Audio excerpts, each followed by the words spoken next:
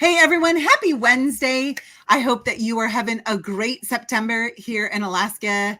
The leaves have turned and are littering the ground. Our fall in Michigan was this long, beautiful process. In Alaska, it's blink and you are going to miss the beauty of all of the fall colors, which is kind of funny because I'm colorblind. And so the fall colors to me are always way different than to others. My husband and I, as we're driving along, and be like, look at those pretty golds and like all these colors. He's like, that's not really the colors that they are, which is so funny because in brain-centric design, we talked about how different our perspective can be based on the lenses that we're looking through. So my lens is way different than many people, especially when it comes to color. So with me today is Rich Carr. Rich, welcome. Thanks for joining me. I am psyched to be here. Thank you, Barb. And Rich and I know each other through what's going across the bottom of your screen, Brain-centric design. And we were introduced by a mutual friend.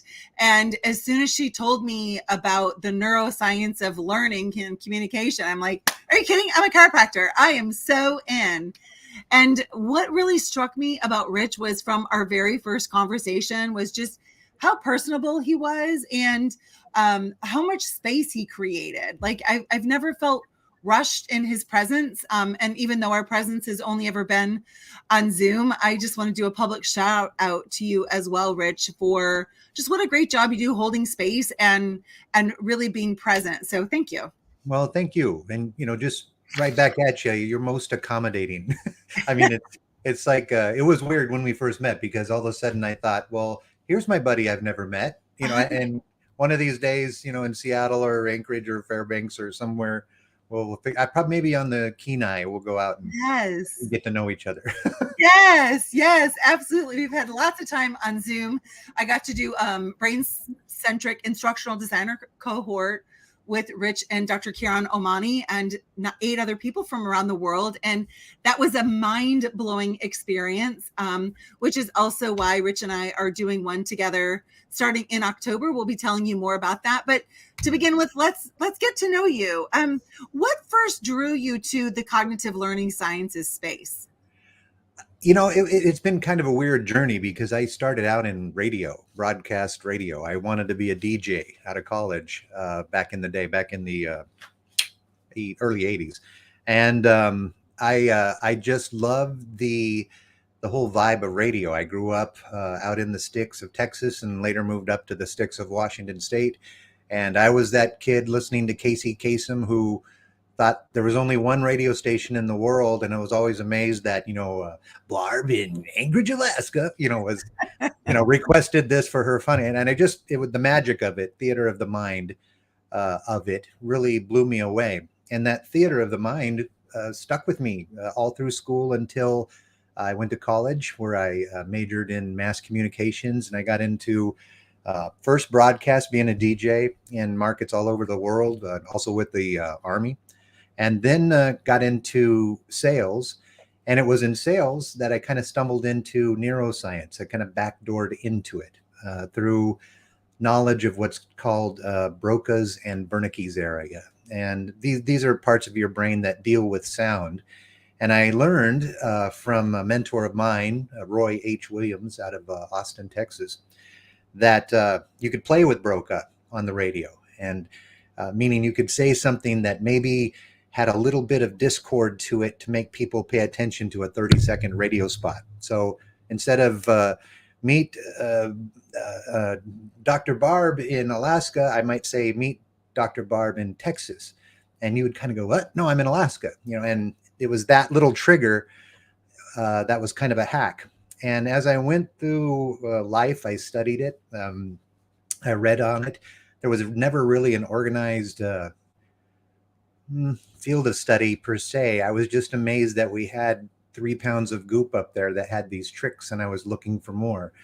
And it wasn't until I got real serious about it when I had an accident about 9 years ago, where I had some time to study for a while. Then through mutual acquaintances, one after another, I met Dr. Omani. We became fast friends over a coffee in West Seattle, and he was in academia and I was in business. and conversations ensued and clients started and the race was on. So that's a quick synopsis of how I got to where I'm at. And what connection is there between the accident, like if share about the accident and marketing, and then brain, like bring all of that together, because especially as a chiropractor I find it all so fascinating how I mean, number one, I love that you looked at marketing and improving marketing through the lens of neuroscience, which most of us don't do that, right? We're looking for, like, what's the newest technique, right? What's the newest app? What's the newest reel? What's the newest this? And you're like, wait a minute, all of that has to be processed up here. So, hey, chiropractors, let's look at the root cause and just make this job so much easier. Yeah, and it really was that kind of thing. I mean, it was the great unknown to me. You know, I mean, I'm not going to space anytime soon. You know, but I could go here, and it seemed like everybody was trying to copy that with an app or something. And even when I first heard about AI, I thought, well, geez, by definition, that is fake, artificial intelligence, and they're trying to copy the brain. Why don't we just learn the brain? And that was kind of it. But the accident, I can go into a little bit of detail because it's, you know, it's not pleasant. It was a bad thing that turned into a good thing. But my daughter and I were both competed in rodeo. She is a barrel racer and ended up getting a scholarship to Texas A&M because of her barrel racing. I was a team roper with my son, and we were going to, on September 1st, we were going to a rodeo in Roy, Washington, the second day. And Anne Marie and I, my daughter, decided to go a little early. So we had jumped on my Harley to go to Roy, which is a little town in the middle of nowhere of Washington. We've been to 1,000 times. My son was behind me, about 2 or 3 minutes behind me in the truck as we were going through the mountains and we were on a bike. Anyway, we were probably 10 minutes away from the rodeo grounds and listening to the radio. A beautiful day, sunshiny day, and around noon. And a woman was apparently looking at her mobile phone and ran a stop sign and broadsided my daughter and I, who were also going about 45. We're going to speed limit, and T-boned us at 45 miles an hour. Hit us on the right side. I remember the point where it was like, uh-oh, you know, just there was no avoiding what was going to happen. And then I don't really remember a whole bunch. I have little snapshots in between the next 3 to 6 months because I got clocked. Yeah, we both did. And I remember laying in the ditch afterwards. And this was my last real cognizant memory, but I'm laying in the ditch wondering what happened. I looked down at everything was noisy. It was not car noise or just white noise, just as a fog of noise. And I looked down at my leg and it kind of looked like a corkscrew from what I remember. I don't remember being in pain, but I assumed I was ripped to shreds because it was not a pretty sight. And in the middle of all that white noise, I remember hearing out from my left, my leg, I can't straighten my leg. And I remember looking to my left and I saw my daughter also laying in the ditch.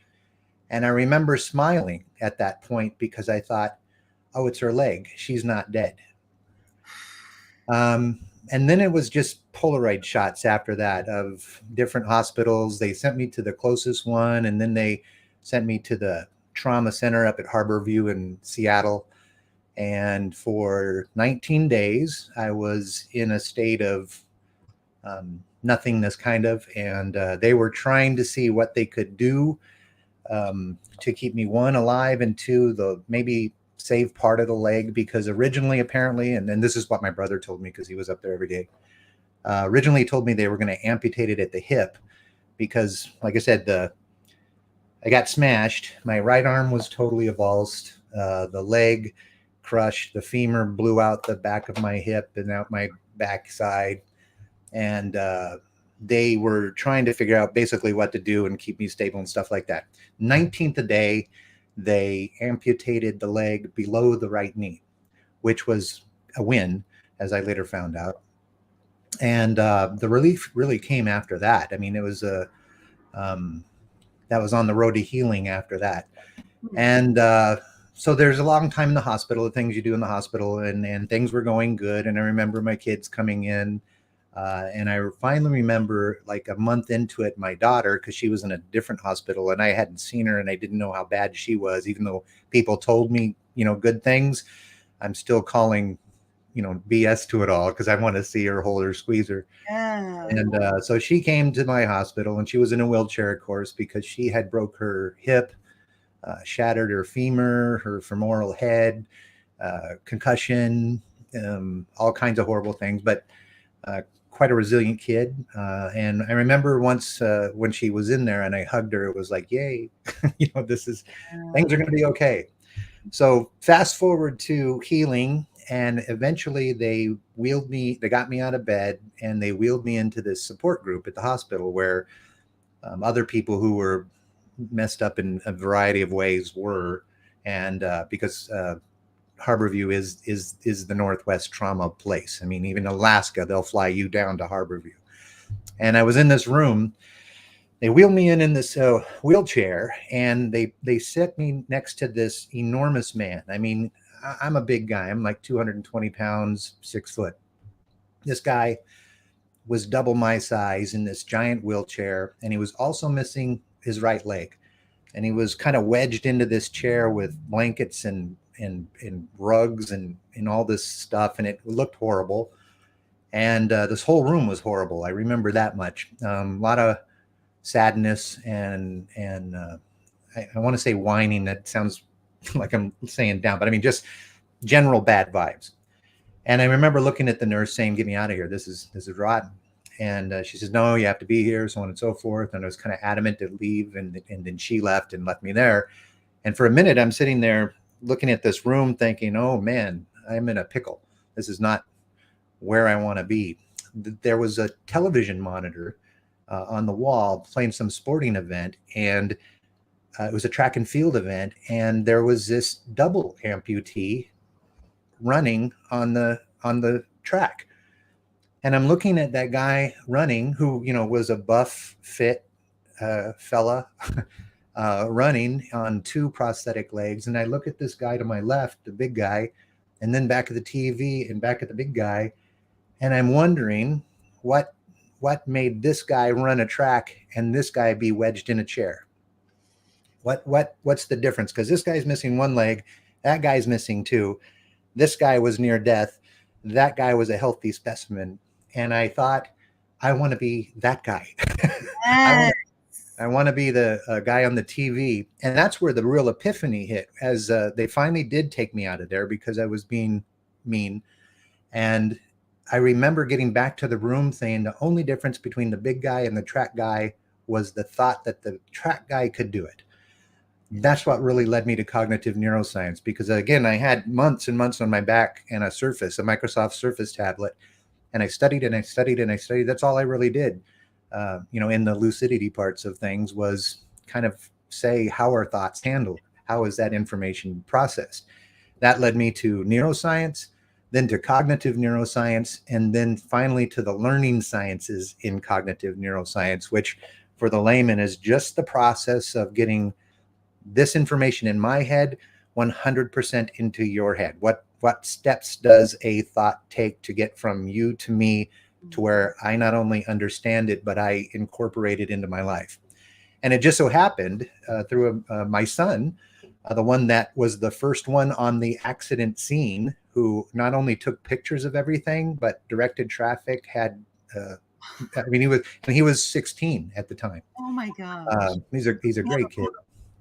And his girlfriend's professor at the University of Washington was Kiran Omani.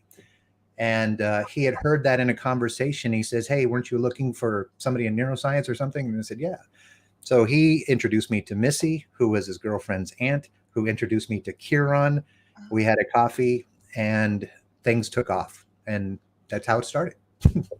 That is so awesome. And, I think it's easy to discount the power of hope. Right. And that's what you saw when you saw that man. Like, then it was like, oh, that's what I want to do. That's how I want to end up.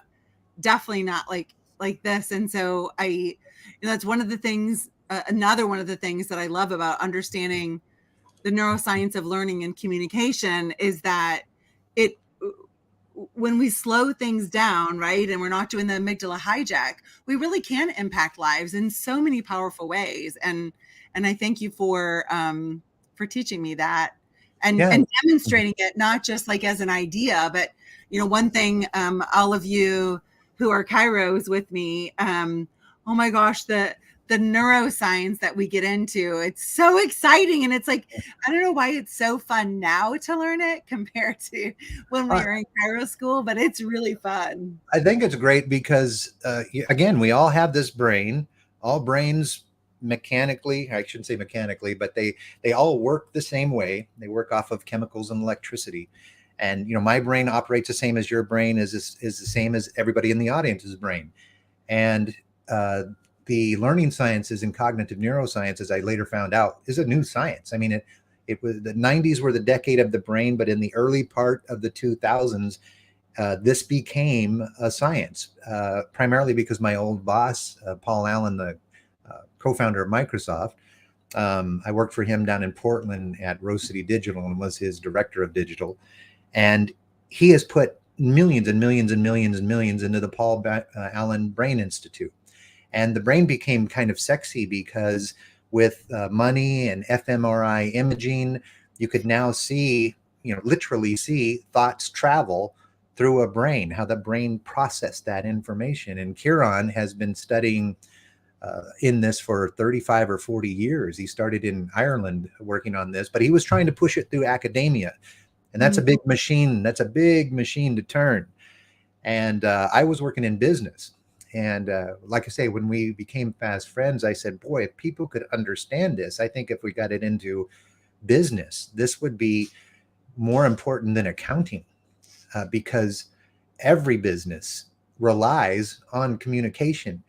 And communication is one of those words that gets watered down and diluted after a while, and you forget what it means. You think if you're talking, you're communicating. No, communicating means 100% of what I'm saying lands with you, not bits and part of it. You don't want to be a chiropractor speaking to somebody and hope they get one or two things out of this important diatribe of information you're throwing at them. You want them to understand it. And that's a lot different than remembering it. There's memory and then there's understanding. And I was going for the understanding originally because, again, I came from a sales background and I wanted to close every sale. I wanted to do that. But really the big question should have been, how do we communicate? Truly move my thoughts to you so that you not only understand them like me, but you act accordingly on your behalf, that it's best for you. And so that's now my life work. And this whole science became a book. The book became a very, very good seller, which turned into a series of training and clients. And now we're on every continent in the world in 25 different languages, and all that in less than 10 years. That's incredible. Mass movement that is really necessary. Well, everyone wants to know. I mean, this did not come with directions. Yeah. And of course, neuroscience is this huge, like an ocean huge body of knowledge. And I'm only a little tide pool. I don't do questionable probes. I don't wear a white smock.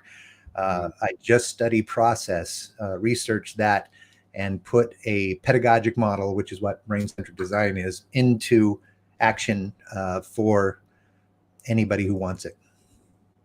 So, given your background in marketing and now as a learning scientist, what are the key ways to take the aspect of brain-centric design into marketing, and like kind of almost like a comparison of, this is what marketing traditionally looks like, and this is what it looks like when instead viewed through, and that brain-centric design is the model, whether it's in social media or it's in a presentation or it's just in day-to-day communication with clients. What do you see are the big differences, not only in delivery, but in results? Well, I think the world in general is suffering from a crisis of opinion.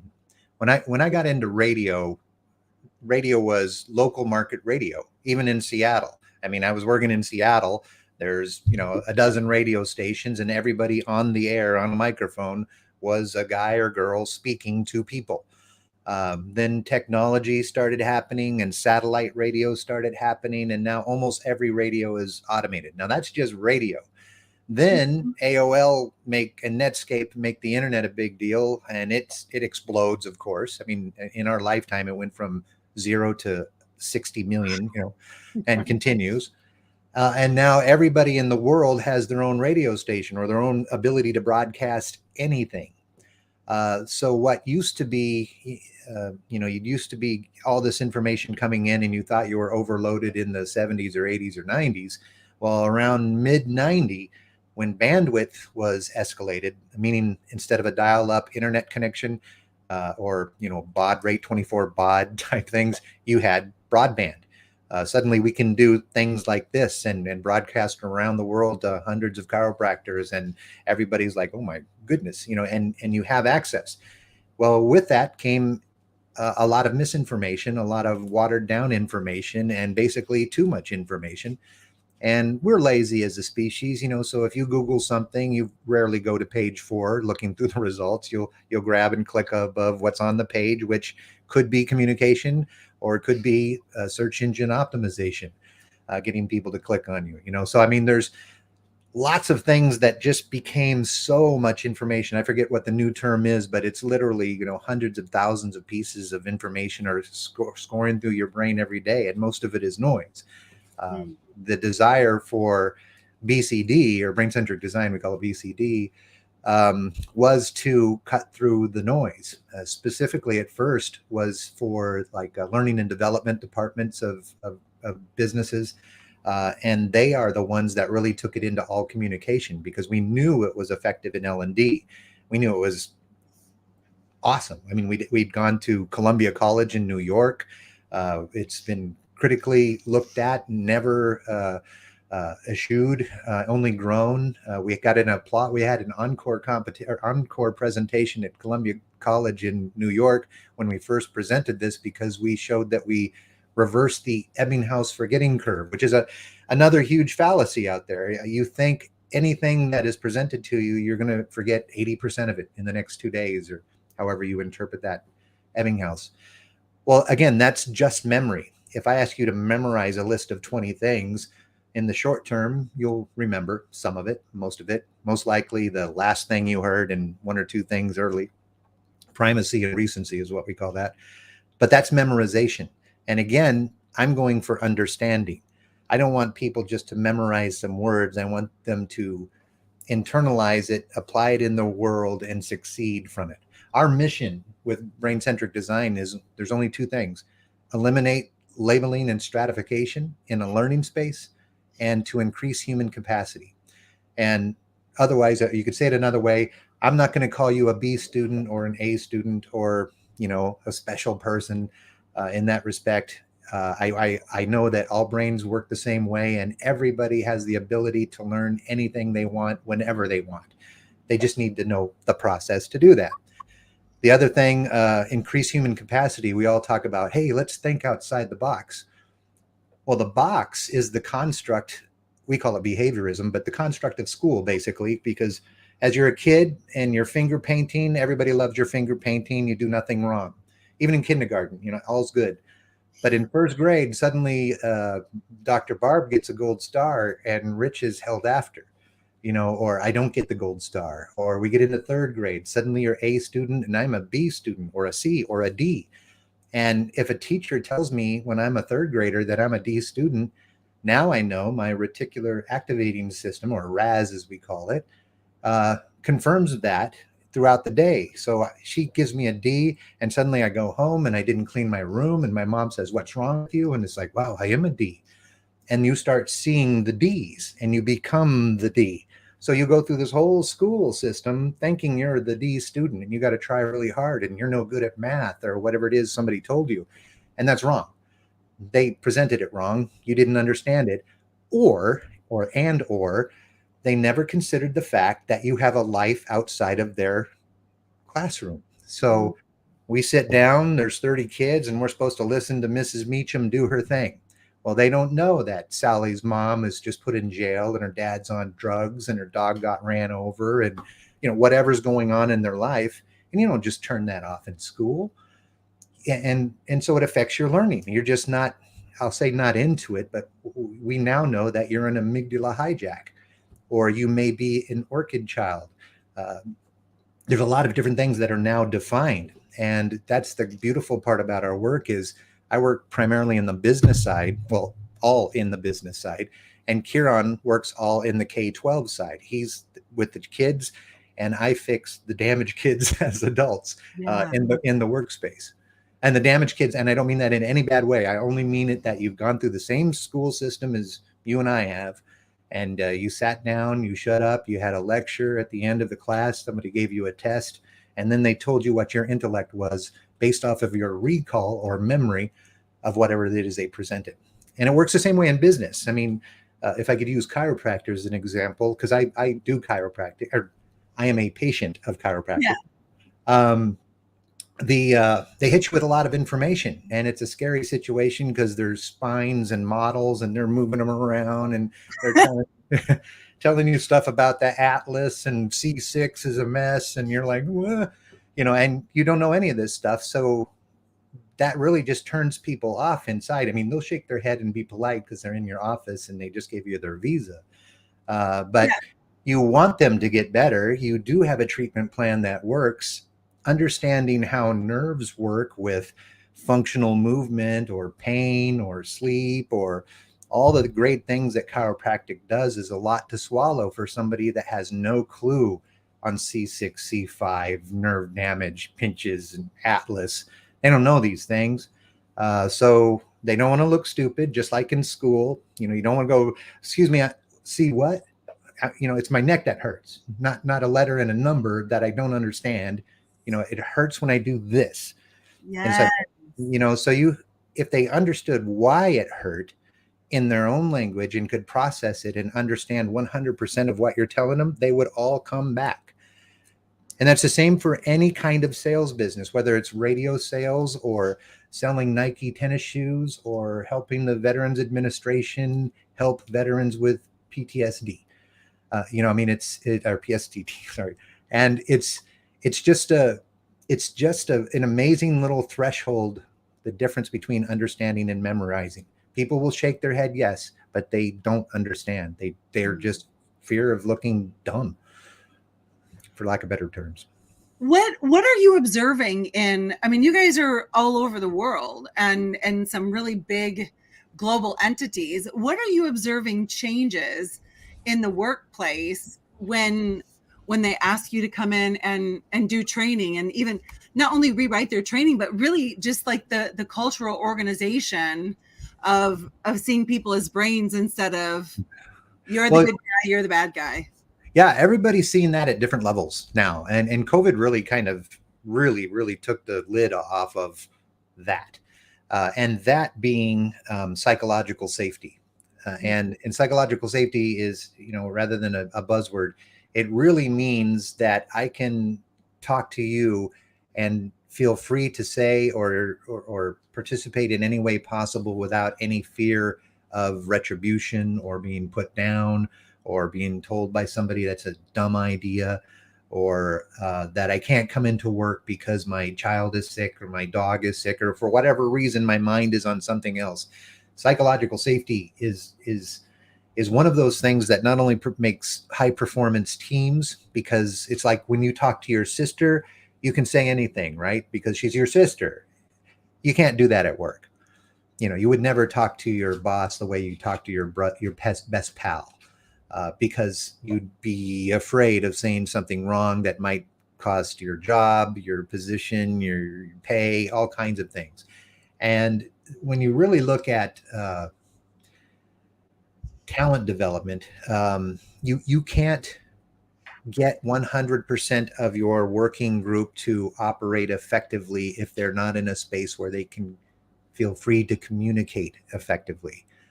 You've heard the term yes man or brown noser or all those kinds of things. Well, those are the anti results. Those are the bad results of not having psychological safety.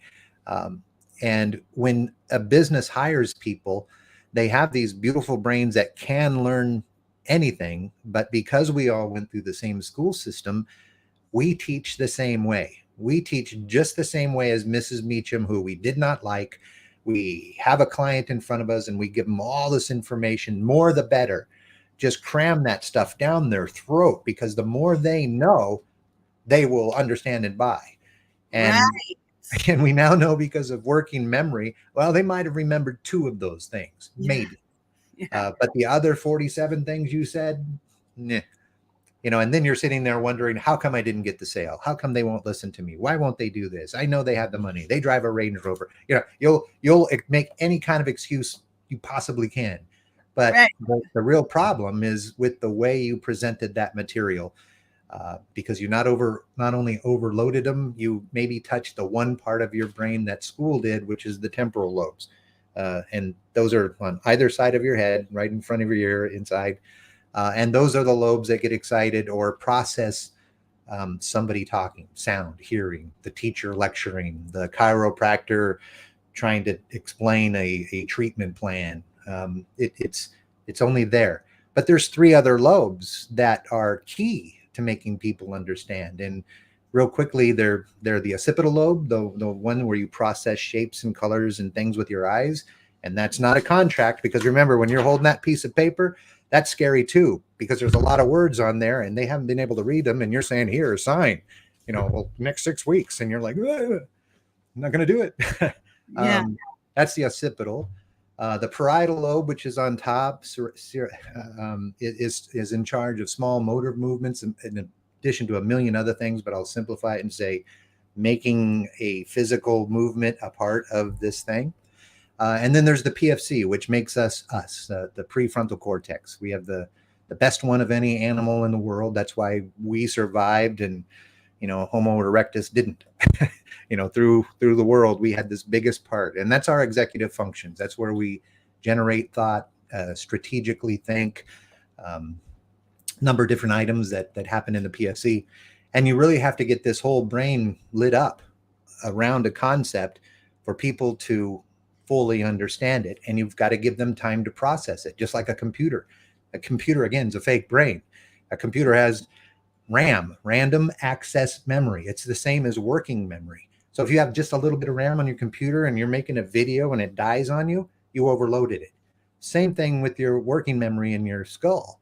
If you cram more than 4 plus or minus 2 things into that thing, the whatever is excess will not be remembered. And we know this now. And this is the stuff, they didn't teach it in school because it wasn't available, but they now teach it in school thanks to Kieran's efforts with K-12 and a 501(c) called Neural Education, which is just really, really, really doing amazing things with schools. In fact, the nation's scorecard on schools comes out every October. And in the last several years in Washington State, where Kieran started, and now he's all over, like I said, but the neural education schools are number one across the board. And this is even with troubled kids, like the first school, we did the bad schools at first, right? The ones where the troubled kids go, the kids that were in juvie go, the kids with bullet wounds go, because they don't go in the regular school, right? You got to put them in a special school because they're bad kids. No, they were in bad situations. Yeah. And they've never been given an opportunity to learn how this works. So when all of a sudden we get into one of those schools and our numbers are better than, Bellevue, which is a very wealthy district of Washington, eclipsing them greatly, people start to raise a few eyebrows, and now, we went from there to Indian tribes to public schools. And Kieran just got all the administrators of the Bremerton School District, which is home of the naval shipyards up here in the Puget Sound. Wonderful district. But from superintendent to janitor, all employees have to go through brain-centric design training. So they know when a kid is an amygdala hijack. They know how to manage the child's mood or presence. And they know how to put them in a safe learning space, or in business, we call that a psychologically safe space. So the kid can excel and use their brain the way it was intended and have fun in learning and have fun with autonomy and mastery and purpose and all the things that are a part of this recipe of how the brain processes information. And just there's also in education this idea that we kind of vanillaize everything, right? So like what we were expected to know, let's say 15, 20 years ago, is different now. That's not what we're talking about here with brain-centric design, right? Like, can you compare and contrast just so there's no misinformation or understanding? Yeah, it's we're doing the same school model and have been for hundreds of years, and more in the last hundred, we'll call it. The school system is basically designed off of how the Model T was built, and that is here we have lots of people or lots of resources. We got to categorize them somewhere, some way, so we can know that this guy is going to do manual labor because he's not got a lot going on. This one's going to be accountant because it seems to be good with numbers. And that's the school system. That's the labeling and stratification system. And I don't mean that all school is bad, but that is the system and that is the way it works. Right. But like Oprah said, know better, do better. That was the way it works. And that's what we've been doing. However, since the 90s, there is empirical knowledge that goes back to the 1950s when AI really first started happening. It really was geared towards the schools. And then Sputnik happened and all that intelligence went to the space race, not to the schools. So we're still in that same school system where we categorize and move people through to graduate, and then it's up to them to go do what they want to do. We don't teach them how to use their brain. We just come up with curriculum that's already been sold and packaged and has been that way. And the packages are like 10-year commitments for a school. So again, hard boat to ship. I'm not naming names as to what, but those who know what I'm talking about can look it up and see that that's just the way it is. I'm also not bashing teachers because Right. teachers go through those same schools. They go through the university and the university says, here's how you do it. But everybody can, and I do this daily, everybody can recall their very favorite teacher. So if I hushed for a second and said, think of your very favorite teacher. Okay, you got it? Why was that teacher your very favorite? Okay, you got that? Actually. Yeah, because he or she did not follow that methodology of, say, the typical behaviorist teacher. They did something special. And that special can always be pinpointed at what we now know as the Chiron principle, named after Chiron Omani. And it's an equation. A before E equals C, or affect before effect equals communication. Or for those in business right now, emotional connection before business outcome. So if you're a chiropractor and you adjusted them and you're showing them this treatment plan, don't go into numbers, spots, and dots. Go into the emotional connection of why they're there with you. Make them understand that it is good for them. Don't tell them. You have to kind of present it so they uncover it. And then the treatment plan will be their idea because it is for their own good. Because of the brain really has two main functions: to keep you alive, like breathing, body temperature, organ workage, to keep you alive and to make you thrive. We're hardwired to learn, but we get engaged in stuff that the things we like and do are the things we're emotionally involved with. We don't do stuff to hurt ourselves unless you've got a neurodiverse brain or another issue. But for most folks, we only do the stuff we like to do or try to. I mean, that's why we hate our jobs, because we're not doing something we like to do. Yeah. And so there's that emotional connection. And that's what BCD does is show you how to, with any concept, present it so the first person is first emotionally, profoundly, personally involved with it, with a couple simple techniques, and then you can give them the information because that's when they want it. You can't just shove it at them. It makes me think of the mass production, right? Whether food or learning, it is not a great way to care well for human beings, including education. And so chiropractors you know how as chiropractors, one of the things we pride ourselves in is that typically we have a deeper connection and relationship with our practice members than somebody who's going to a medical doctor or other healthcare professional. They seem randomly. And like the more specialized of a medical doctor that you go to, that's the lens they're looking through, right? Like now you're labeled as the diabetic, you're labeled as the cardiac patient, you're labeled as this. And we see how labeling in healthcare isn't good either. It totally eliminates the potential for well-being. If I think I'm this, then that's what I'm going to live up to be, right? That's what I put in my RAS, and I don't ever see anything bigger. And so another one of the things that I really love about brain-centric design and understanding it is it makes it efficient to be personalized with every practice member and every conversation, and really just like simple ways. It's not like you have to totally do things completely different, whether like even like the nested egg and all of the new ways. It was kind of funny when Rich and I first started working together, I shared with him some of my videos, and he was like, ay, like in as nice a way as he could. It was just like information overload. And now we BCD our videos, and some of you who are in the boot camp, you're able to see those. And if you're not in the boot camp, you'll be seeing them. But just a way different way to communicate. And it's so interesting, you know, as a chiropractor and a chiropractic coach, when I ask the question about retention, right? Like how long someone sticks around, the first response is, I got to do better education, which that always means more, not like exchange better in a neurologically friendly way, but it just means I didn't do enough. I didn't talk to them enough. I didn't send them enough. And I'm like, no, like content is not education, folks. Content is not education. It is how they perceive it. And you brought up something about convenience, earlier, and that's what AI does. That's what everything is about. Convenience, processed foods, about convenience. Everything is about convenience.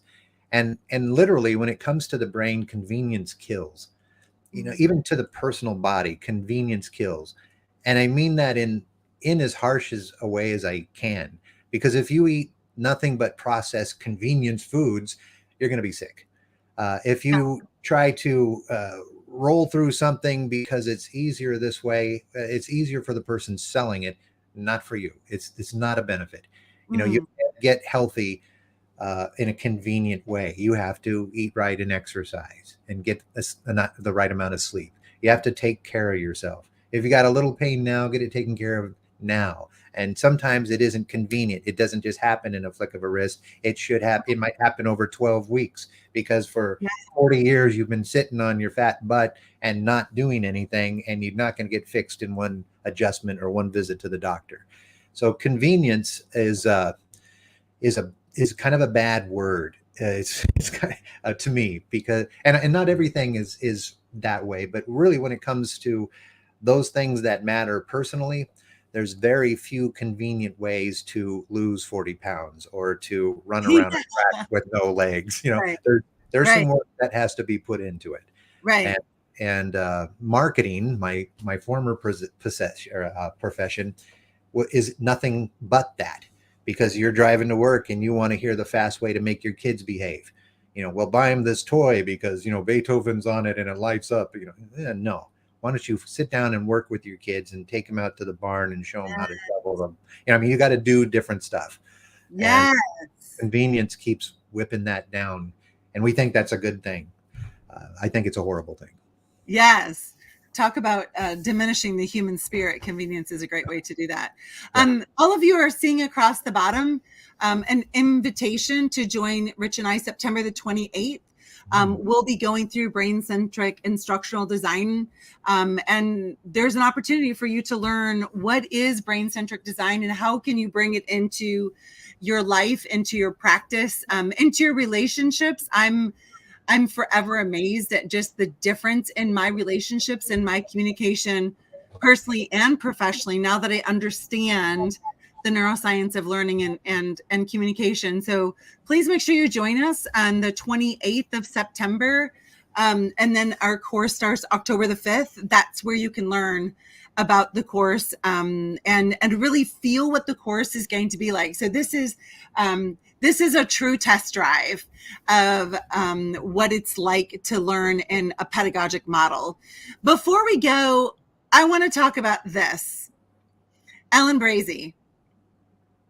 Oh yeah, Tell us yeah. about that story. Alan is a what do they call it? He's a three-time felon in Monroe State Penitentiary. He was put in there when he was 19 years old or 18 years old, and he'll be in there till he's 60 something. And he got a hold of this book, and he wrote this testimonial. He had told me that he'd never picked up a book until he was in prison. And otherwise he spent his life kind of a life of petty crime. He's a three-time felon, but it's punk crime. Drugs or carrying a weapon that he never shot because he looked tough. He had a very hard upbringing. School wasn't a priority. His mother did some things, his sister did some things, and he fell in. People want to be a part of a herd. They want to be social. We need this. COVID proved that too. Your four walls are only what they are. You really miss people.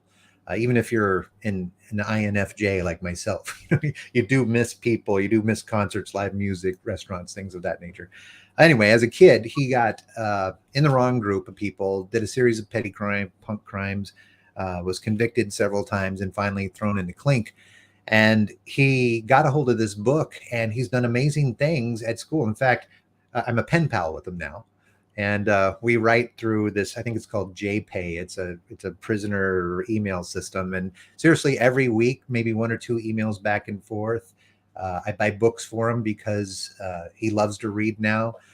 We trade books back and forth, but he'd never been schooled basically, or even when he was in school, he was hard to manage because again, he did not sit down and listen to the teacher. He came from this other place where you don't sit down anytime for an hour and listen to anything. And kids don't now. I mean, for anybody to sit there and assume that's going to happen with this swipe culture, not going to happen. So Alan I love him. And now he's teaching nutrition and exercise at Monroe using BCD. And he's doing great things. And he got moved out of, I forget all the terms in prison, but out of the could be dangerous population to the not dangerous population. He has a job now in prison, and he's doing great. And he's actively, writing, trying to get out, saying, "Hey, I've changed," and all this other stuff. And just in the time I've known him over the last 5 years in this manner, he's turned me on to some great reads. He does beading projects. In fact, somewhere behind here, hold on, I'll show you. He just put this together for me and sent me this gift. He's turned into this incredible beater, and now he wants to do a Etsy page, which he can't do from internally. He has to have help on the outside. But look at this beautiful BCD. Oh my gosh, that is so cool. And it's steady or sturdy, and it's amazing. And it's a brain, of course, with BCD on it. And he sent me that as a gift. And he's taken up beading, and he does these amazing beading projects. And he has this love of politics and religion. And he reads voraciously now. And he's just a kind of a star student. He's fun to talk to because he's gone from this punk crime, drug, gun-toting mess into a position where he actually loves life, and he sees. You said hope earlier, and he told me once, "Yeah, I look at hope now as just opportunity. Hope is opportunity without intention," as he put it. You can hope all day, but hope, seeing it as an opportunity and putting intention behind it, is active. And he's a very active. I've learned a great deal from Alan Brazee, and he's just a wonderful person. It's so cool, and I remember when we were in the cohort, and several times, especially I remember Cassie and I saying, just think of the human potential that's been lost because of labeling and stratification, of how many kids are now adults, even this Allen guy, and all his potential that was hiding behind, I really don't know about learning. No one's presented it to me in a way that makes sense so that I can learn. And now he starts learning, and look what's happened. And so for those of you who are homeschooling your kids and watching this, or maybe you work with a population that's an at-risk population, or maybe your children have been labeled, please join us on September the 28th. And look, you could be the person, the catalyst that totally turns somebody's life around, just like Alan. And I would encourage you as well, between now and then, grab the book, Brain-centric Design. You guys also have the Brain-centric Classroom. Can you talk for a couple minutes about that one? Yeah, it's specifically for the classroom. It's specifically for teachers. When this book came out, without the coffee stains on it, that's my fault. The schools wanted something specific for schools, and Routledge, very notable global publisher, went directly to Kieran and said, make this for the schools. So brain-based classrooms is, not a textbook, but it's become a textbook. And it was just outlining the process for teachers, just as BCD does. Because like you said at the very beginning, it'll help you in your personal relationships. Well, that's the funny thing is, yeah, we're learning this for work, or we're learning this as a teacher, but we all have personal relationships. And when you learn how to communicate to your own spouse or partner or kids, it's miraculous what you can do. And regularly, every time we have a cohort or a live event, we honestly have people crying because, my kid was told he was this, or my kid was told he was that. And can this work for children, or can it work for my husband who went through this thing, or for themselves? I've been sitting here winging it for the last 10 years. And can I learn my job even though people think I can do it? Or how can I go to my work and actually love what I do versus be a stressed ball and come home and drink and kick the cat? Yeah. Because it's just how you think. I mean, here's the profound thing. You've never been taught to think, only told to think. And what's worse, told to think of what? And that's the box, my friend. That's when somebody says, hey, think outside the box. It's like, well, how? I've not been taught. Some people do it naturally, kind of creative. And a lot of the stuff we find every time we present this is that people do a lot of this naturally. But understanding how people understand is the difference between, say, cooking and baking. With cooking, you can put anything in the pot, taste it, drink some wine, listen to music, put some more salt, whatever it is you're doing, and be creative. And, it might turn out, it might not. Baking, you have to use the right ingredients in the right amount at the right time. And processing information in the brain is exactly that. You have to use the right ingredients in the right amount at the right time. And that's now in the form of a pedagogic model, or a empirical knowledge verified by all these scientists and educators process of how new information goes from my brain to yours. And you not only understand 100% of it, but you retain it forever because there's an emotional connection to it. Back to that emotional connection before business outcome. If you don't have them emotionally connected, then you should have no question as to why you're not getting the business outcome you think you should. That's because they didn't connect to it. You just gave them information and hope they understood it. And that's where that hope part doesn't work. Not so much. Yeah. Even the questions of what's been surprising, what did you know but now seeing a new light, and what do you still need help with, as a way to connect as a family. After I've shared it with several clients who are either homeschooling or, they go to pick their kids up, and they're like, it's so cool to ask those questions in the car instead of how was your day? Fine. Yeah. Fine. How you doing? Fine. Even though, the IRS is knocking at your door. Yeah. And I love my favorite. I mean, everyone listening, somebody comes home and they're complaining about something, or they're excited about something, or something happened, just use that one phrase just to start things off. Well, what was surprising? Not don't make it specific. Don't say what was surprising about that. What was surprising? Because when you say what was surprising, what that does, and this is just a little brain lesson, in the back of your brain, that reptile brain that everybody talks about, the oldest part of your brain, there's a thing right at the tip of it called the amygdala, kind of like a gatekeeper. Like if you're in an office, it's your admin assistant keeping those salespeople away. Seriously. And if anything causes boredom, stress, worry, concern, or entrapment when you present it, that amygdala is going to shove it right back down to that reptile brain, and it won't go up into the PFC or into your limbic brain and noodle around and make sense for somebody. You'll go into fight, flight, or freeze if it has boredom, stress, worry, concern, or entrapment in it. And that's why it's not a good way to engage your audience by saying, what color were Washington's shoes when he crossed the Delaware or the Potomac? And, because all of a sudden you're like, huh? Or what's your favorite song? Well, there's a million of them. That's a hijack. I mean, you're not learning, you're afraid. So we show you how to get past that. And what was surprising is one of the great ways of doing that, just to get somebody into a conversation, because there's no wrong answer. They can say nothing and that's okay, but they rarely do. They'll go into the real meat and potatoes of whatever that event was.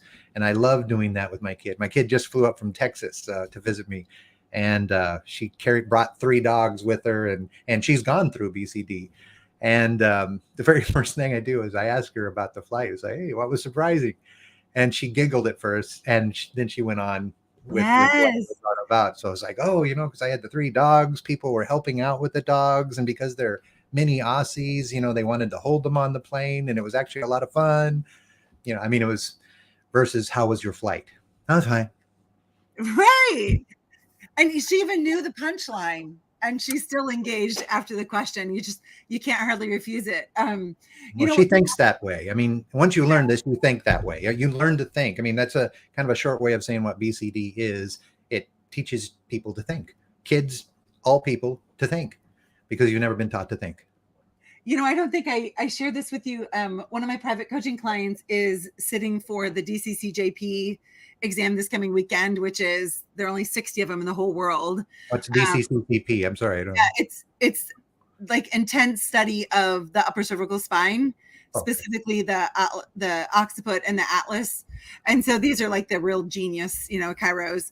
Okay. And at any rate, there's just so much information, and the way in which they're testing them was really felt quite overwhelming. And so I'm like, oh, let's BCD this. Like, let's, and so what it was they have to do like 3 essays. And so I'm like, well, let's, and they can like practice them ahead of time. And then for the test, they'll have to repeat them. And she's like, there's just so much. I don't know. Like, how am I going to remember everything? I'm like, we got this. And we did. We just real quickly nested, egged it. And then I'm like, all you have to do are the 2 scaffolding thoughts and the big idea. And it was just like, yes. And so that's something I want to offer to all of you too. Like, let's say you're getting ready to open a practice, or actually even today I've heard from 2 boot campers who are buying a new building for their practices. And there are lots of decisions that go into that. And like, when do I do this? And how do I do that? I'm telling you, this model just makes your brain still, so you can access your prefrontal cortex and not like get wrapped up in unnecessary details. And it just makes moving forward simple. Yeah, it's the big idea. It helps you find that big idea and pull it out of the weeds, get rid of the weeds, and focus on what you want to get done.